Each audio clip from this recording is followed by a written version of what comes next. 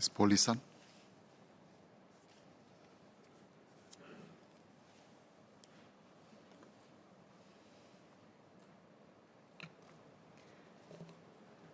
Mr. Speaker, sir, COVID-19 is known to be the most dangerous pandemic in more than a generation.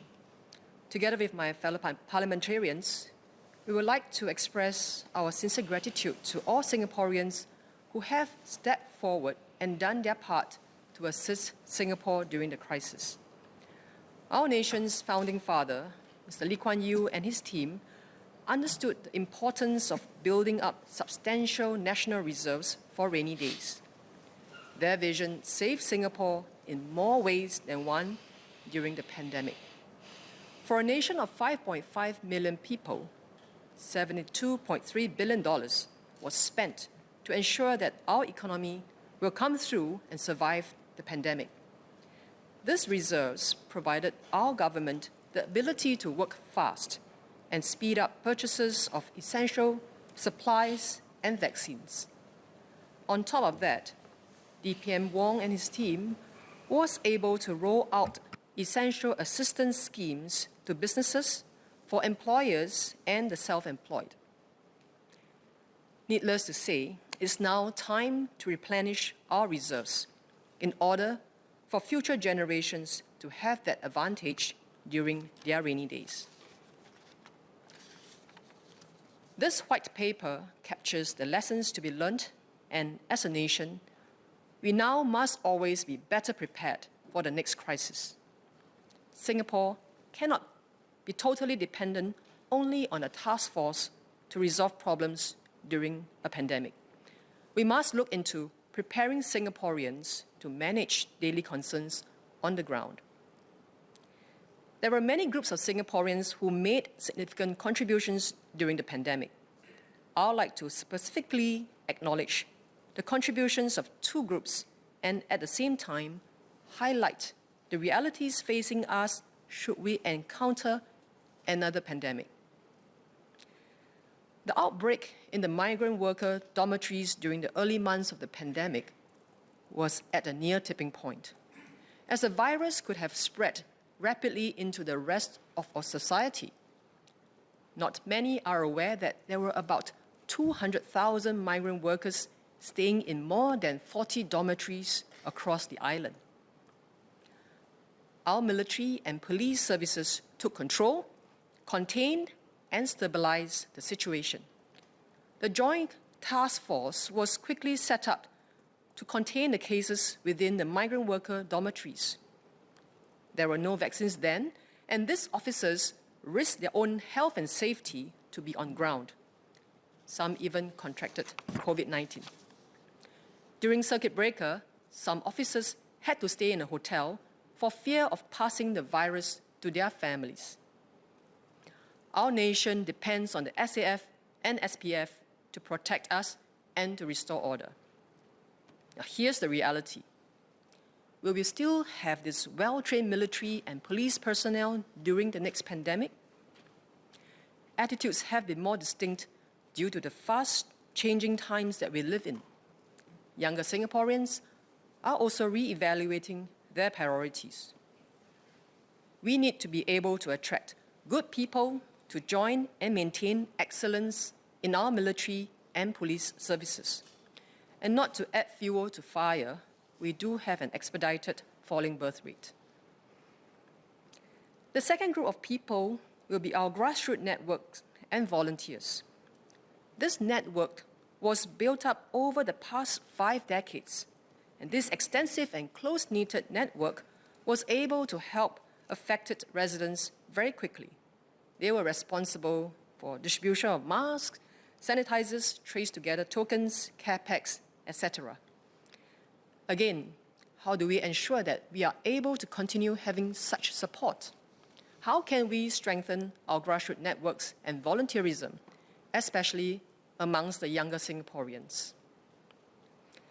Mr. Speaker, I would also like to speak up for 3 groups of Singaporeans who have been disproportionately affected by the COVID-19 pandemic. With no fault of theirs, they have been severely or permanently impacted by the COVID-19 policies and restrictions. I hope to be able to appeal for more assistance to help these Singaporeans. The mRNA vaccine is a very new technology, and a small number of people develop severe reactions as a result of administering it.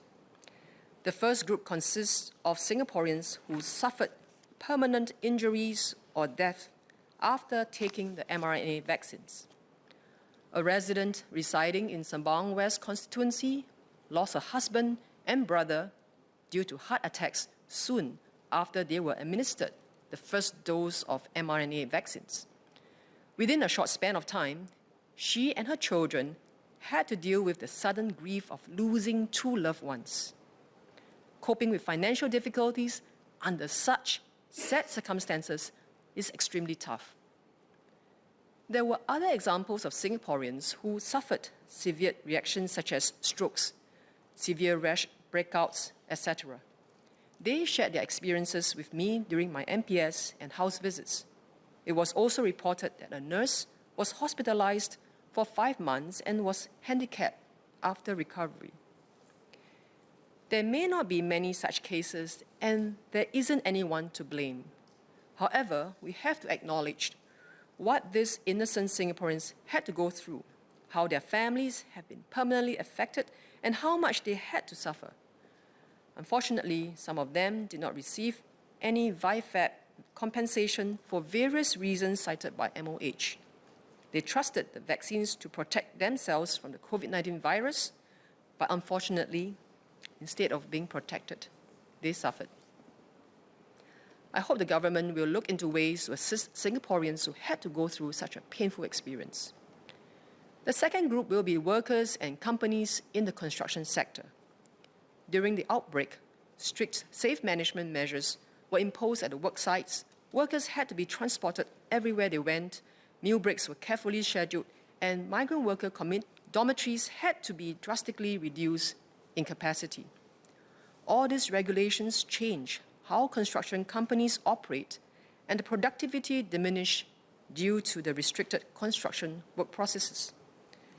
As a result, many construction projects, including various BTOs, were severely delayed. Many workers left the construction industry during the pandemic. Many who left aren't returning. There is now a real shortage of workers, and the construction companies had to increase the salaries of workers quite significantly to avoid bigger financial losses arising from delays in project completion. In fact, some large-scale local construction companies, such as Great Earth, could not survive the cost pressures and had to close. Many local companies are still struggling with the massive financial losses incurred during the pandemic. The rising costs of materials, utilities, fuel, and high COE prices for their vehicles are not helping them to gradually recover. I do hope the government will try to provide even more assistance to the local construction companies during this vital recovery phase. Mr. Speaker, sir, I declare my interest as an employee working in Changi Airport. And the third group that I'd like to mention are workers and companies in the aviation industry. Changi Airport was a ghost town when the borders were closed. At one point, our air hub's passenger traffic fell to less than 0.5% of pre-COVID traffic. There used to be some 50,000 staff employed in Changi Airport pre-COVID, and about 1/3 of the staff lost their jobs or got redeployed to other sectors. During the pandemic, the aircrew suffered significant pay cuts, and some had to switch careers. Like one airline pilot, Johnny Tan, had to sell durians instead of being able to fly a plane.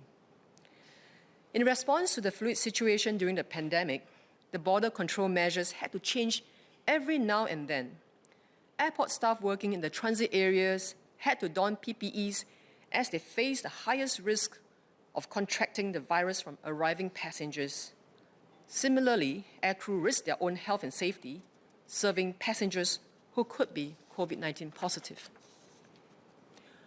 We are now almost back to pre-COVID days, but our recovery has a different set of challenges. Over the last 10 months, passenger numbers rebounded from 2% to 80%. Companies are struggling to find staff who can be trained quickly in order to deal with the sudden surge. With the opening of the Chinese border, manpower demand will further increase. Manpower is a major problem. In addition, companies operating in Changi Airport will have to deal with the increase in utility costs, fuel costs, salaries, GST, and carbon taxes, etc. Changi is one of our most important strategic assets, and being Skytrax's best airport comes with a price, and that only means that we have to deliver and confront the challenges facing the aviation sector. Mr. Speaker, no country is immune to the trials and tribulations caused by the pandemic and the rapid changing world. I hope the Singaporeans who have saved us from COVID-19 are celebrated, and we will continue to have such individuals to serve Singapore, and the inadvertent impact and hardship suffered by various groups of Singaporeans will be addressed. I support the motion. Thank you.